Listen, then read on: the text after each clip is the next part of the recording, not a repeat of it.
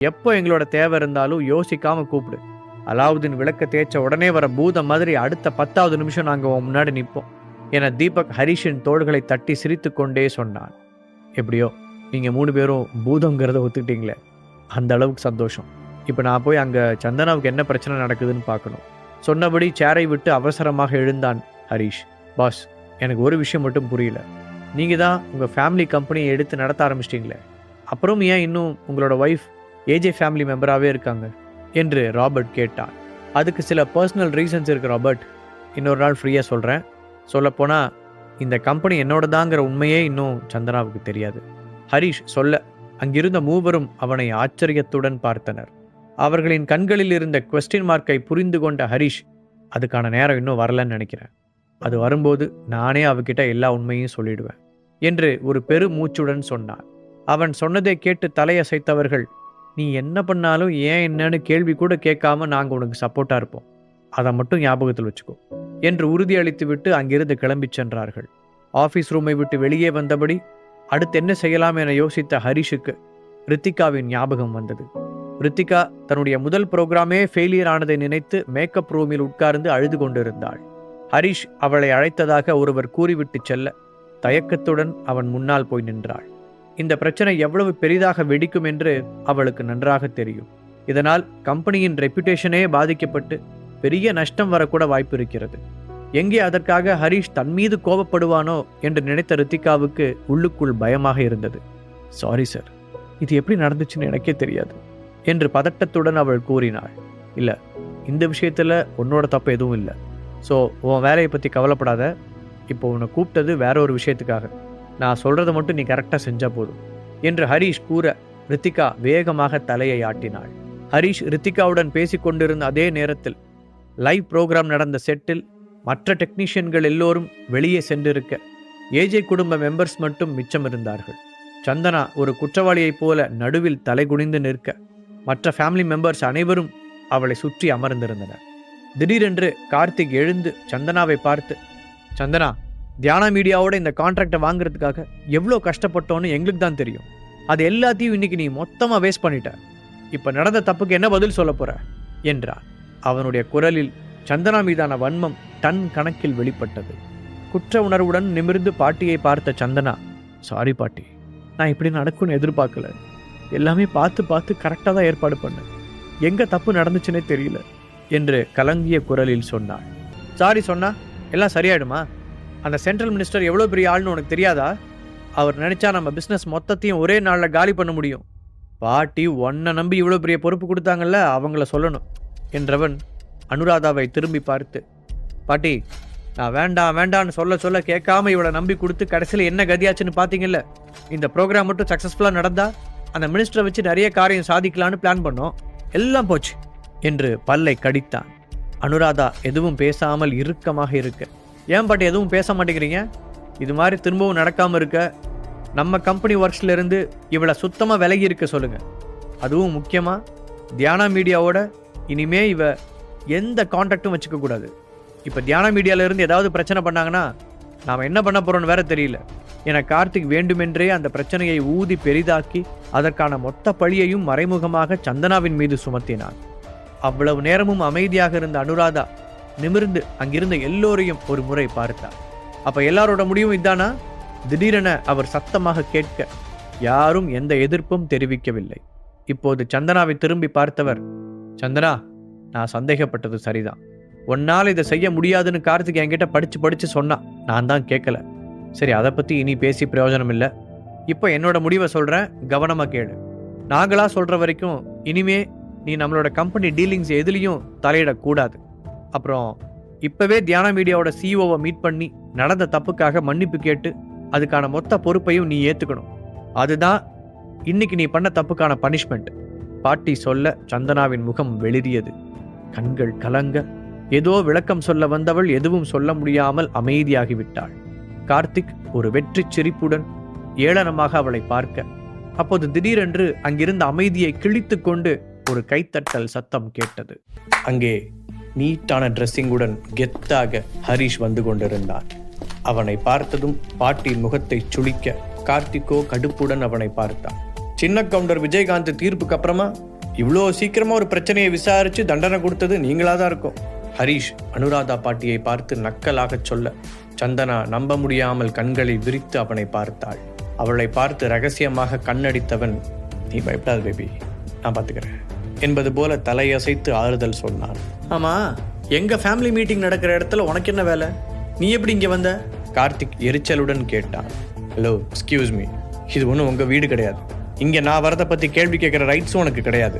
ஹரிஷ் முகத்தில் அடித்தது போல கூற கார்த்திக் வாயடைத்து போய் நின்றான். ஹரிஷை அடிப்பதற்காக ஒரு அடி முன்னால் எடுத்து வைத்தவன் பாட்டியின் பர்த்டே பார்ட்டியில் நடந்தது நினைவுக்கு வர அப்படியே பின்னால் நகர்ந்து நின்றான். இப்போ உனக்கு என்ன வேணும்? வேண்டா வெறுப்பாக கேட்டு கார்த்திக்கின் பாட்டி என்பதை நிரூபித்தார் அனுராதா. எனக்கு வேணுங்கிறத நீங்களே நினைச்சாலும் தர முடியாது. அதெல்லாம் சரி, நீங்க தான் பெரிய பாரிவள்ளல் பரம்பரை மாதிரி பேசுவீங்களே. இப்போ உங்களோட செல்ல பேரன் முட்டாள்தனமா சொன்னதை கேட்டு என் ஒய்ஃப் மேல எல்லா பழியையும் போடுறீங்களே. உண்மையிலே என்ன நடந்துச்சுன்னு ஒரு தடவையாவது நீங்க விசாரிச்சிங்களா? ஒரு வீட்டோட தலைவியா நீங்க அதைத்தான் செஞ்சிருக்கணும். ஹரிஷ் நேரடியாக அவரை குற்றம் சாட்ட அனுராதாவிற்கு கோபம் வந்தது. என்ன சொல்ல வர? சந்தனா விஷயத்துல நாங்க அவசரப்பட்டு தப்பான முடிவெடுத்துட்டோன்னு சொல்றியா என்று ஆவேசமாக கேட்டார். ஆமா, அதுல என்ன சந்தேகம்? 100% நீங்க தப்பான முடிவு தான் எடுத்திருக்கீங்க. நடந்த பிரச்சனையில என் ஒய்ஃப் மேல எந்த தப்பும் கிடையாது, ஹரிஷ் அடித்து கூறினான். டே ஹரிஷ், ஒரு நிமிஷம் உன்னை சுத்தி பாரு. நீ சொல்றத இங்க இருக்கிற யாருமே கேட்க தயாரா இல்ல. எப்படி யோசிச்சு பார்த்தாலும் நடந்த தப்புக்கு சந்தனா தான் காரணம். அவ சரியா ஏற்பாடு பண்ணி இருந்தா எதுக்காக இப்படி ஒரு பிரச்சனை வரப்போகுது? கார்த்திக் மீண்டும் குறுக்கே வர ஹரிஷ் அவனை தீயாய் முறைத்தான். ஆமா, இந்த விஷயத்தை பாட்டி தானே விசாரிக்கணும். அவங்க தானே சந்தனா கிட்ட பொறுப்பை கொடுத்தாங்க. இப்ப நீயே ஆடு திருடவன் மாதிரி இடையில வந்து மேன்னு கத்திக்கிட்டு இருக்க. அப்ப இதுக்கும் உனக்கு ஏதாவது சம்மந்தம் இருக்கா? ஹரிஷ் கார்த்திக்கின் கண்களை உற்று பார்த்தபடி கேட்டான். ஹரிஷ் அப்படி கேட்ட உடனேயே கார்த்திக்கிடம் ஒரு பதற்றம் தெரிந்தது. எங்க ஃபேமிலியில் நடக்கிற ஒரு விஷயத்துல நான் இன்வால்வ்மெண்ட் காட்டுறேன், அதை பத்தி உனக்கு என்ன? கார்த்திக்கும் பதிலுக்கு சொல்ல, நீ என்னத்தையோ காட்டிட்டு போ, ஆனா நடந்த எல்லா தப்புக்கும் என் ஒய்ஃப் தான் காரணம்னு எதை வச்சு நீ உறுதியா சொல்ற? இந்த முறை ஹரிஷின் கேள்விக்கு பதில் சொல்ல முடியாமல் நிஜமாகவே ஆடு திருடியவன் போல திருதிருவென்று விழித்தான் கார்த்திக். சந்தனா காரணம் இல்லைன்னு நீ எதை வச்சு சொல்ற? அவதான் அந்த ப்ரோக்ராமோட இன்சார்ஜ். இந்த ஒரு தப்புனால ஏஜே கம்பெனிக்கு எத்தனை பிரச்சனை வரப்போகுதுன்னு உனக்கு தெரியுமா? பாட்டி அவனை பார்த்து எரிச்சலுடன் கத்த, நடந்த பிரச்சனையில சந்தனாவோட தப்பு எதுவுமே இல்லை, இது ஒரு திட்டமிடப்பட்ட சதின்னு நிரூபிச்சு காட்டினா என்ன பண்ணுவீங்க? ஹரிஷ் பதிலுக்கு கேட்டான். அடுத்த செகண்டே அந்த இடமே நிசப்தமாக அனைவரும் பெரும் அதிர்வுடன் அவனை பார்த்தனர். நீ வேணும்னே வம்பு பண்றதுக்காக இங்க வந்திருக்க. லூசுத்தனமா பேசாம இங்கிருந்து கிளம்பி போ, கார்த்தி அவசரமாக சொன்னான். நீ தான் அதை பண்ணன்னு நான் ஏதாவது சொன்னேனா கார்த்திக்? அப்புறம் ஏன் நீ இவ்வளோ பதட்டப்படுற? ஹரிஷ் கார்த்திக்கை ஆழமாக பார்த்து கொண்டே கேட்டான். 2 பேரும் கொஞ்சம் அமைதியா இருக்கீங்களா? அனுராதா பாட்டி இப்போது சத்தமாக கத்தினார். அவருக்கு ஹரிஷ் அங்கு வந்தது சுத்தமாக பிடிக்கவில்லை. அதோடு அவன் எப்போது பார்த்தாலும் அவருடைய பிரியமான பேரனுடன் சண்டைக்கு நிற்பதை பார்த்து அவருக்கு கோபமாக வந்தது. இங்க பாரு, நான் உங்ககிட்ட ஆல்ரெடி வார்ன் பண்ணிட்டேன். இது எங்க ஃபேமிலி மேட்டர், இதுல நீ ஒன்றும் தலையிட வேண்டாம். உன் வேலை என்னவோ அதை பார்த்துட்டு போ என்று சொல்லியவர் அதற்கு மேல் அவருடன் பேசுவதற்கு எதுவும் இல்லை என்பது போல முகத்தை திருப்பிக் கொண்டார். இப்ப எல்லாரும் போய் அவங்கவுங்க வேலையை பாருங்க. கார்த்திக், நீ தியானா மீடியா கூட போய் பேச்சுவார்த்தை நடத்தி நம்ம கம்பெனிக்கு இதனால பெரிய பாதிப்பு வராம பார்த்துக்கோ என்று ஃபைனலாக கார்த்திக்கிடம் கூறியவர் அங்கிருந்து கிளம்ப தயாரானார். பாவம், அங்கிருக்கும் யாருக்கும் தெரியாது ஹரிஷ் தான் தியானா மீடியாவின் சிஇஓ என்று. ஒரு நிமிஷம், ஹரிஷ் சொடக்கு போட்டு அழைக்க அங்கிருந்த எல்லோருமே அதை பார்த்து அதிர்ச்சி அடைந்து விட்டனர். இதுவரை யாருமே அனுராதா பாட்டியிடம் இப்படி நடந்து கொண்டதில்லை. அனுராதா கோபத்தில் சிவந்த முகத்துடன் அவனை ஏதோ திட்ட வர அப்போது சரியாக வாசல் பக்கம் இருந்து எக்ஸ்கியூஸ் மீ என்று ஒரு பெண்ணின் வாய்ஸ் கேட்டது. எல்லோரும் அங்கே பார்க்க இப்போது ரித்திகா உள்ளே வந்து கொண்டிருந்தாள். அவளை பார்த்ததும் அனுராதா சட்டென முகத்தை மாற்றிக்கொண்டு, ஹாய் ரித்திகா, நானே உன்னை பார்க்க வரணும்னு நினைச்சேன், அதுக்குள்ள நீயே இங்கே வந்துட்ட, ப்ளீஸ் உட்காரு என சாஃப்டாக பேசினார். இல்லை பரவாயில்ல, நான் நிற்கிறேன் சொன்ன ரித்திகா ஹரிஷ் அங்கு நிற்பதை பார்த்தாள். ஆனால் அவனை தெரியாதது போல நின்று கொண்டாள். எப்படி இருந்தாலும் நாங்கள் உங்ககிட்ட மன்னிப்பு கேட்டாகணும். எங்கள் கம்பெனிக்கும் இது ரொம்ப பெரிய பிரச்சனை தான். நாங்கள் ஆல்ரெடி இதை பற்றி பேசி முடிச்சிட்டோம். இது எல்லாத்துக்குமே காரணம் சந்தனாவோட கவனக்குறைவு தான். இனிமேல் எங்கள் கம்பெனி மூலமாக உங்கள் கூட நடக்கிற ப்ரோக்ராம் எதுலேயும் அவளோட தலையீடு கண்டிப்பாக இருக்காது. அது எல்லாத்தையும் இனி என்னோட பேரன் கார்த்திக் பார்த்துக்குவான் என்று அனுராதா அவசரமாக கூறினார். இதை கேட்ட ரித்திகா திரும்பி சந்தனாவை பார்த்தாள். எப்படி இருந்தாலும் நாங்கள் உங்ககிட்ட மன்னிப்பு கேட்டாகணும். எங்கள் கம்பெனிக்கும் இது ரொம்ப பெரிய பிரச்சனை தான். நாங்கள் ஆல்ரெடி இதை பற்றி பேசி முடிச்சிட்டோம். இது எல்லாத்துக்குமே காரணம் சந்தனாவோட கவனக்குறைவு தான். இனிமேல் எங்கள் கம்பெனி மூலமாக உங்கள் கூட நடக்கிற ப்ரோக்ராம் எதுலேயும் அவளோட தலையீடு கண்டிப்பாக இருக்காது. அது எல்லாத்தையும் இனி என்னோட பேரன் கார்த்திக் பார்த்துக்குவான் என்று அனுராதா அவசரமாக கூறினார். சந்தனா கண் கலங்கி தலைகுனிந்து நின்று இருந்தாள். அவள் எந்த தப்பும் செய்யவில்லை என்றாலும் எல்லோரும் சொல்லி சொல்லி தன் மீதுதான் தவறு என்று அவளே நம்ப ஆரம்பித்திருந்தாள். எல்லோரும் அவர்களையே பார்த்து கொண்டிருக்க ரித்திகா சந்தனாவிடம் சென்றாள். சந்தனா, நீங்கள் தேவையில்லாமல் ரொம்ப ஒரி பண்ணிக்காதீங்க, இதில் உங்களோட தப்பு எதுவும் இல்லை என்று அவள் சொல்ல மற்றவர்கள் திகைப்புடன் பார்த்தார்கள். அவர்களில் சிலருக்கு இவ்வளவு நேரம் ஹரிஷ் பேசி கொண்டிருந்தது நினைவுக்கு வந்தது. ரித்திகா, என்ன சொல்றீங்க நீங்க? சந்தனா தவிப்புடன் அவளை கேட்டாள். ஆமா சந்தனா, நான் சொல்றது உண்மைதான். ரித்திகா அவளை சமாதானப்படுத்த, ரித்திகா நீ ஏன் இப்படி பேசுறேன்னு தெரிஞ்சுக்கலாமா? என்ன நடந்துச்சுன்னு கொஞ்சம் கிளியரா சொல்ல முடியுமா? அனுராதா வேகமாக கேட்க, ஒரு நிமிஷம் மேடம் என்ற ரித்திகா, நீங்க இப்போ உள்ள வரலாம் என்று வாசலை பார்த்து சத்தமாக சொன்னாள். உடனே அந்த 4 சவுண்ட் இன்ஜினியர்களும் உள்ளே வந்து கை கட்டி நிற்க அங்கிருந்த எல்லோரும் என்ன நடக்கிறது என்று புரியாமல் குழப்பத்துடன் ஒருவரை ஒருவர் பார்த்து கொண்டனர். ஹரிஷ் திடீரென அந்த இடத்திற்கு வந்ததே அவர்களுக்கு ஆச்சரியமாக இருக்க, இப்போது ரித்திகாவும் வந்தது அதைவிட ஷாக்கிங்காக இருந்தது. அதோடு 2 பேரும் சொல்லி வைத்தது போல சந்தனாவிற்கு ஆதரவாக பேசினார்கள். ஹரிஷோ தான் ஏற்பாடு செய்தபடி எல்லாம் கரெக்டாக நடப்பதை பார்த்து உற்சாகத்துடன் சந்தனாவின் பக்கத்தில் ஒரு சேரை இழுத்து போட்டு உட்கார்ந்தான். கால் மேல் கால் போட்டவன் அங்கு நடப்பதை கை கட்டி வேடிக்கை பார்க்க ஆரம்பித்தான். அந்த 4 பேரையும் பார்த்த ரித்திகா, என்ன நடந்துச்சுன்னு எல்லாரும் முன்னாடியே சொல்லுங்க என்று கூற, தயக்கத்துடன் நிமிர்ந்து பார்த்த அவர்கள் 4வரும் ஒரே நேரத்தில் கார்த்திக்கை கை காட்டினர். அவர் தான் இப்படி செய்ய சொல்லி எங்களுக்கு பணம் கொடுத்தாரு அவர்கள் சொல்ல, மொத்த ஃபேமிலியும் என்ன நம்ம கார்த்திகா என்று இடி விழுந்தது போல அதிர்ச்சி அடைந்தார்கள். இப்படி ஒரு ட்விஸ்டை சத்தியமாக அவர்கள் எதிர்பார்க்கவில்லை. ஆமா, அவர்தான் இந்த ப்ரோக்ராம் சரியாக நடக்காமல் கெடுத்து விட்டால் எங்கள் ஒவ்வொருத்தருக்கும் 5 லட்ச ரூபா பணம் தரேன்னு சொன்னார். அதுக்காக மினிஸ்டருக்கு கொடுக்க போகிற மைக்ரோஃபோனையும் டேமேஜ் பண்ணி விட சொல்லி அவர் தான் ஐடியா கொடுத்தாரு. அது மட்டும் இல்லாமல் எக்ஸ்ட்ரா இருந்த எல்லா மைக்ஸையும் ஒர்க் பண்ணாமல் பார்த்துக்க சொன்னார். நாங்கள் சொல்கிறது எல்லாமே உண்மைதான். அவர்கள் அடித்து பேச எல்லோருடைய பார்வையும் கார்த்திக்கின் பக்கம் திரும்பியது. அந்த 4 பேரும் உள்ளே வந்ததிலிருந்து ஹரிஷ் கார்த்திக்கை தான் கவனித்து கொண்டிருந்தான். அவர்களை பார்த்ததும் அதிர்ச்சியில் உறைந்த அவன் தன்னை கண்ட்ரோல் செய்து கொள்ள முயற்சிப்பது வெளிப்படையாக தெரிந்தது. அதுவும் அவர்கள் 4 பேரும் கை காட்டியவுடன் மாட்டிக்கொண்ட ஷாக்கில் முதலில் அவனுக்கு பேச்சே வரவில்லை. பின் வேகமாக தன்னை சுதாரித்து கொண்டவன், அட பாவிகளா, நீங்களாம் யாருன்னு எனக்கு தெரியாதுடா, நான் உங்களை முன்ன பின்ன பார்த்தது கூட இல்லை, அப்புறம் ஏன் தேவையில்லாமல் என் மேலே பழி போடுறீங்க என்று ஆத்திரத்துடன் வெறித்தனமாக கத்தினான். அப்படியே ரித்திகாவிடம் திரும்பியவன், நான் யாருன்னு உனக்கு தெரியுமா? என் மேலே இப்படி ஒரு பொய்யான குற்றத்தை சுமத்தணும்னு நினைச்சேன்னா நான் என்ன பண்ணுவேன்னு எனக்கே தெரியாது என அவளையும் மறைமுகமாக மிரட்டினான்.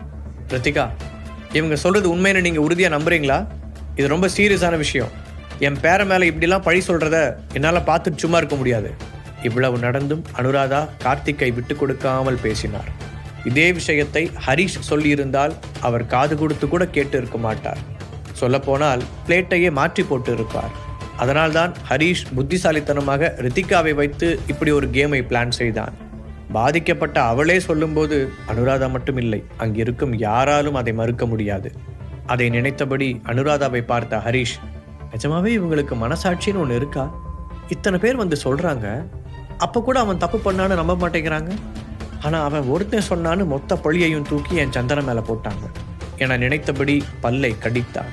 அதற்குள் ரூட் மாறுவதை உணர்ந்த அந்த சவுண்ட் இன்ஜினியர்களில் ஒருவன், இவர் தான் செய்ய சொன்னாருங்கிறதுக்கு எங்ககிட்ட ஆதாரம் இருக்கு, எங்களுக்கு அவரோட அக்கௌண்ட்ல இருந்து பணம் அனுப்பின பேங்க் டீட்டெயில்ஸ் கூட வச்சிருக்கோம், இன்னும் அதிலிருந்து 1 பைசா கூட நாங்கள் எடுத்து செலவு பண்ணலை என்று அவசரமாக சொன்னான்.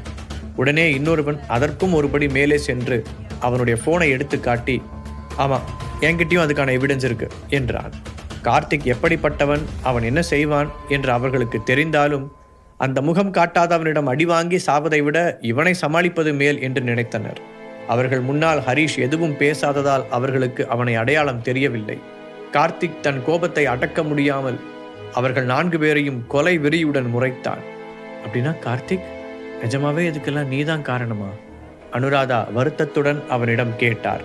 கார்த்திக் அவருக்கு என்ன பதில் சொல்வதென்று தெரியாமல், அது வந்து பாட்டி என்று இழுத்தான்.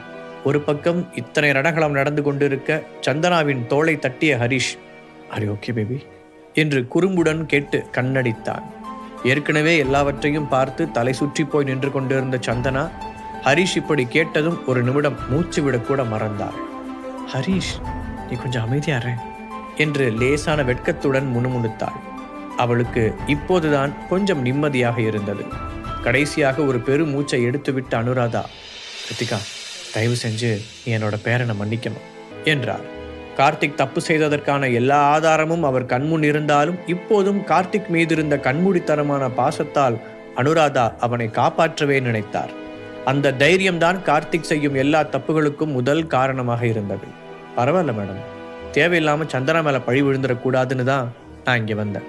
கார்த்திக் செஞ்ச தப்புக்கு பாவம் அவங்க என்ன பண்ணுவாங்க?" ரித்திகா பெருந்தன்மையாக வெளியில் சொன்னாலும் பாட்டி சொன்னதில் திருப்தி அடையாதது அவளுடைய கண்களில் தெரிந்தது. அதை புரிந்து கொண்ட பாட்டி கார்த்திக்கின் பக்கம் கோபமாக திரும்பி, "உன்னை நினைச்ச எனக்கு ரொம்ப அவமானமா இருக்கு. நான் உன்னை ரொம்ப நம்பிட்டேன். நீ இப்படி பண்ணியிருக்கவே கூடாது. இப்போதைக்கு நம்ம ஃபேமிலி பிஸ்னஸ் எதுலையுமே நீ தலையிடக்கூடாது. இன்னொரு தடவை இந்த மாதிரி ஏதாவது பண்ண, அப்புறம் நீ பெரிய பின்விளைவுகளை சந்திக்க வேண்டியிருக்கும். அவ்வளோ சிம்பிளாக இந்த விஷயத்தை முடிச்சிட முடியாது. இந்த பிரச்சனையில் ஒரு வகையில் பாதிக்கப்பட்டது ரித்திகாவாக இருந்தாலும் உண்மையான பாதிப்பு என் ஒய்ஃப் சந்தனாவுக்கு தான்.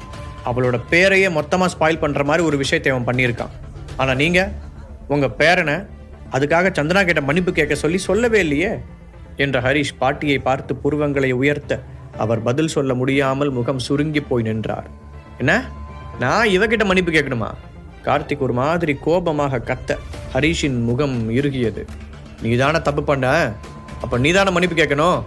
ஆழ்ந்த குரலில் கேட்டபடி ஹரிஷ் அவனை பார்க்க அந்த வாய்ஸ் அங்கிருந்த எல்லோருக்குள்ளேயும் ஒரு குளிரை பரப்பியது.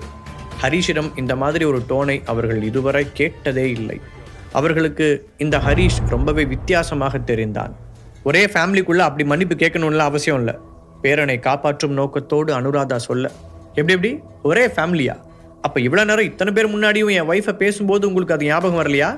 ஒரு பிரச்சனைன்னு வந்த உடனே அவளை தனியா பிரிச்சு விட்டீங்க. இப்ப அதை பண்ணதே உங்க செல்ல பேரந்தான்னு தெரிஞ்ச உடனே ஒரே ஃபேமிலியா? அந்த கதையெல்லாம் இங்க நடக்காது. சந்தனா தப்பு செஞ்சதுனால மன்னிப்பு கேட்கணும்னு இவன் சொன்னால, அப்ப இவனும் மன்னிப்பு கேட்கணும்.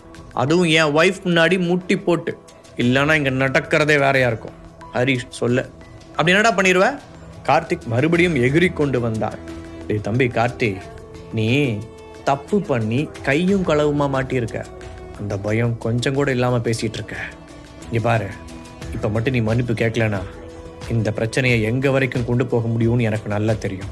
உன் பாட்டியோட செல்வாக்கை வச்சு தப்பிச்சிடலான்னு கணக்கு போடாத. அதை விட பவர்ஃபுல்லான ஆளுங்களெல்லாம் எனக்கும் தெரியும்.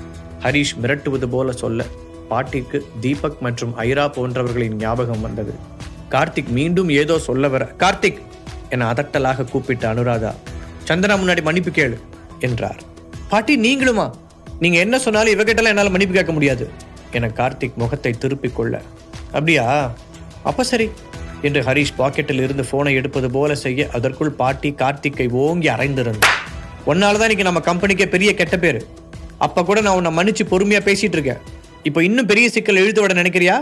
ஒழுங்கு மரியாதை அவகிட்ட மன்னிப்பு கேளு என்று அவர் அடி குரலில் கத்த, பாட்டியை அவ்வளவு கோபமாக பார்த்திருக்காத கார்த்திக் கன்னத்தை பிடித்தபடி சந்தனாவின் முன்னால் வந்தான்.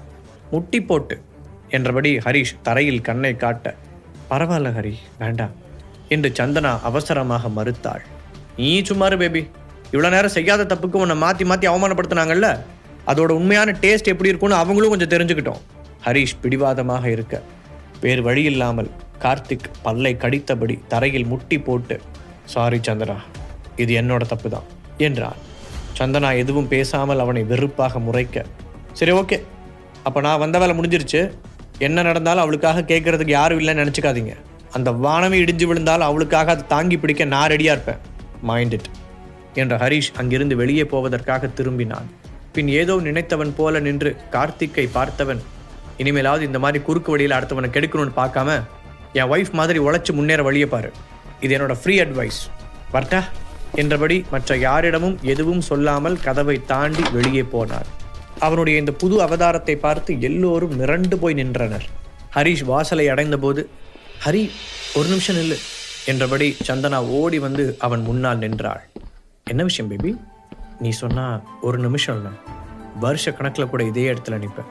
அவ்வளவு நேரம் இருந்த சீரியஸான மனநிலை மாறி உல்லாசமாக சிரித்தான் ஹரிஷ். பாக்கெட் எஃப்எம் ஆப்பை டவுன்லோட் பண்ணி கிங் ஆடியோ சீரீஸை கேட்க ஸ்டார்ட் பண்ணுங்க.